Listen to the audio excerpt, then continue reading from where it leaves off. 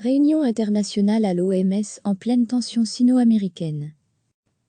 Les 194 pays de l'OMS se réunissent lundi virtuellement, pour la première fois de son histoire, afin de débattre de la réponse internationale à la pandémie, avec les tensions sino-américaines et les discussions sur Taïwan et les vaccins comme sujet de friction. De nombreux chefs d'État, de gouvernement et de ministres doivent prendre la parole à l'occasion de cette Assemblée mondiale de la santé, organe décisionnel de l'agence onusienne, qui s'ouvre à 12h, 10h GMT, et doit s'achever le lendemain à la mi-journée. Malgré l'escalade des tensions entre Washington et Pékin, les pays espèrent adopter par consensus une longue résolution portée par l'UE. Elle demande de lancer au plus tôt un processus d'évaluation pour examiner la riposte sanitaire internationale et les mesures prises par l'OMS face à la pandémie. À lire aussi, pour l'OMS, il est temps de discuter de son avenir. En visioconférence, le texte appelle aussi l'OMS à collaborer étroitement avec l'Organisation mondiale de la santé animale, l'Organisation des Nations unies pour l'alimentation et l'agriculture et les pays, en vue d'identifier la source zoonotique du virus et de déterminer par quelle voie il s'est introduit dans la population humaine, notamment moyennant des missions scientifiques et des missions de collaboration sur le terrain. Il réclame également l'accès universel, rapide et équitable de tous les produits nécessaires à la riposte contre la pandémie et souligne le rôle d'une vaccination à grande échelle contre le Covid-19 en tant que bien public mondial pour prévenir, endiguer et éliminer la transmission afin de mettre un terme à la pandémie. Un accord informel a été marqué pour adopter la résolution par consensus. Ce sera un résultat important parce que l'OMS sera le premier forum mondial à se retrouver de manière unanime sur un texte, a indiqué une source diplomatique européenne. Selon cette source, même les questions difficiles y sont abordées, y compris l'origine du virus et la réforme de l'OMS, réclamée à grands cris par les États-Unis. Aucun sujet n'a été évité dans la résolution, qu'il s'agisse notamment de continuer à réformer l'OMS, et notamment ses capacités, qui se sont révélées insuffisantes, pour prévenir une crise de cette ampleur, a assuré la même source européenne à l'AF. À lire aussi, coronavirus, la Chine appelle les États-Unis à renforcer leur coopération, j'espère que nous pourrons nous joindre au consensus, a déclaré vendredi l'ambassadeur américain à l'ONU à Genève, Andrew Brambert. Washington, qui accuse Pékin d'avoir dissimulé l'ampleur de l'épidémie, est engagé dans un bras de fer avec l'OMS, accusé par le président américain Donald Trump de s'être planté dans la gestion de la pandémie en s'alignant sur la position chinoise. Il a dans la foulée suspendu la contribution américaine à l'OMS. Réforme institutionnelle, Taïwan, accès aux vaccins, envoi d'experts en Chine, les sujets qui fâchent ne manquent pas, mais la question de l'origine du virus reste le point central de la guerre des mots sino-américaine. Les États-Unis réclament une enquête sur le sujet, tout comme l'Australie, et soupçonnent Pékin d'avoir caché un accident de laboratoire qui aurait été à l'origine de la pandémie.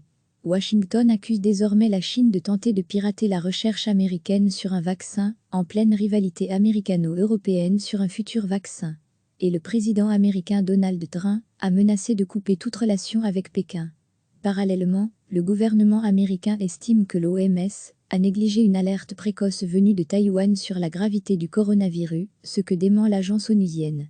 Et les États-Unis, soutenus par certains pays, ont appelé l'OMS à inviter Taïwan à l'AM, malgré l'opposition de la Chine. Or, après avoir bénéficié d'un statut d'observateur, Taïwan a été exclu de l'OMS en 2016, année de l'arrivée au pouvoir de Tsai Ing-wen. La présidente refuse de reconnaître le principe de l'unité de l'île et de la Chine continentale au sein d'un même pays. À lire aussi, tracking et coronavirus, pour l'OMS. Une application ne remplacera pas le travail humain à Genève, l'OMS assure que c'est aux seuls États membres que revient la décision d'accepter ou pas Taïwan. Reste à savoir si un pays va appeler à un vote. S'il venait à y avoir un vote, cela torpillerait le fonctionnement même de l'Assemblée en raison des problèmes logistiques qu'il poserait, a commenté une source diplomatique.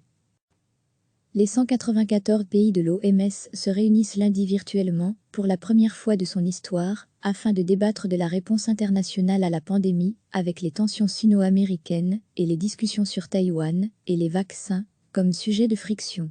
De nombreux chefs d'État, de gouvernement et de ministres doivent prendre la parole à l'occasion de cette Assemblée mondiale de la santé, organe décisionnel de l'agence onusienne, qui s'ouvre à 12h, 10h GMT, et doit s'achever le lendemain à la mi-journée.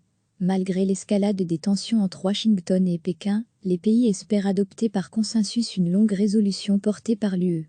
Elle demande de lancer au plus tôt un processus d'évaluation pour examiner la riposte sanitaire internationale et les mesures prises par l'OMS face à la pandémie.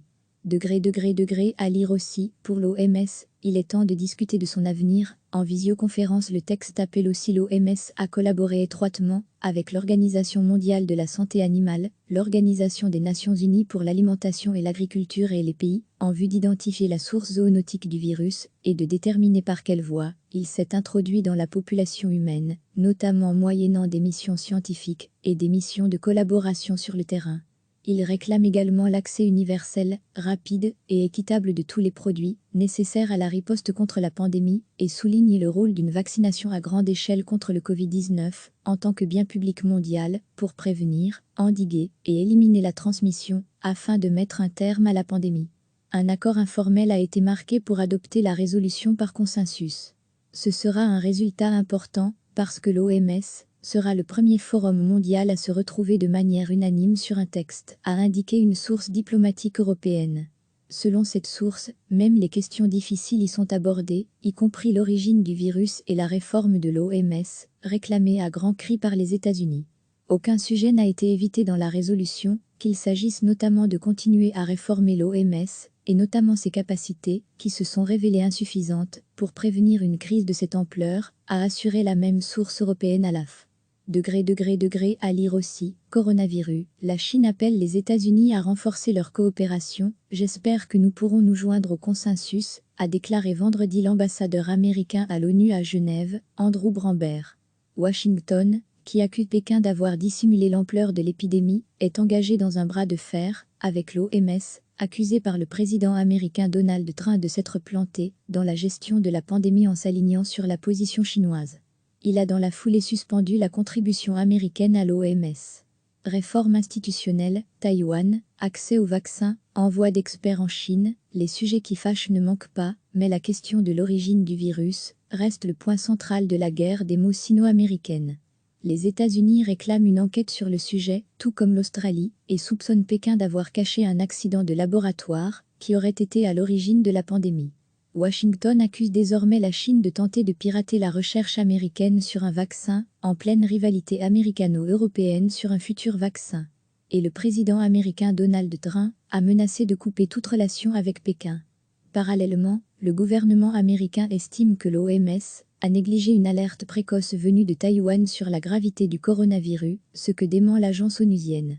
Et les États-Unis, soutenus par certains pays, ont appelé l'OMS à inviter Taïwan à l'AME, malgré l'opposition de la Chine.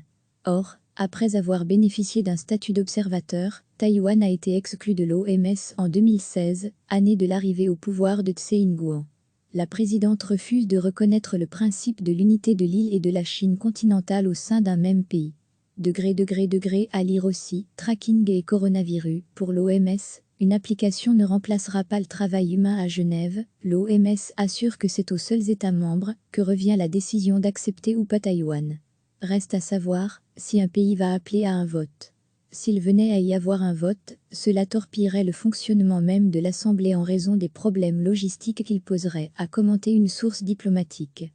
Cliquez sur s'abonner pour recevoir les dernières nouvelles.